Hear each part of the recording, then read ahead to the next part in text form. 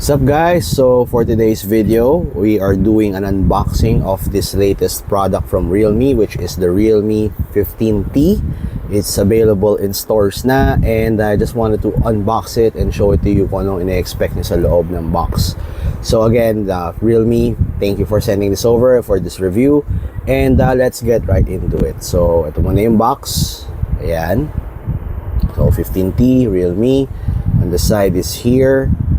Tapos on the other side, and then details on the back on this box. So ang nakalagay dito, so we can expect that there's a 50 megapixel front and rear camera. Meron din tayong 7000 mAh na Titan battery. Meron din tong 120 Hz na AMOLED display. And syempre meron siyang MediaTek Dimensity 6400 na Max 5G chipset. And this is also available in different colors. Pero yung nakuha ko ay ang silver, ito? Yeah, flowing silver na unit. So, buksan na natin to, check natin. And again, also, may AI. So, AI powered na naman siya. So, let's check it out. So, unbox na natin siya. Remove na natin to.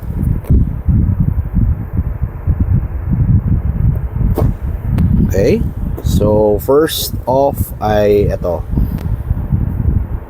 So, yung yellow covering, this is where ito na yung case and yung warranty and all the good stuff. So, tanggalin lang natin siya. Dito ito. So, ang laman nito ay buksan natin. Wala na ha. Okay, so ang laman niya ay unang-una ang quick guide. Quick guide. Ayan. Siyempre, lahat naman ng phones na ina-unbox natin, usually nandito naman yung meron din tayong warranty yata to. Ito yung warranty and SIM ejector. Very cool. Tapos ito yung jelly case niya or yung case. So ayan, very nice.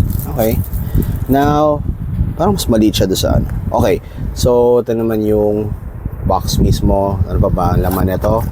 So ito yung phone. Let's go back to check it out later.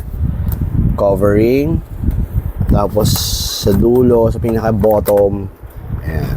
So meron tayong wall charger. Ito ang wall charger nya. Okay again, parang mas mabilis yung charging. And then yung USB cable. Okay, so tingnan natin yung actual unit. And let's see kung anong good stuff dito. Okay, ito yung unit. Okay.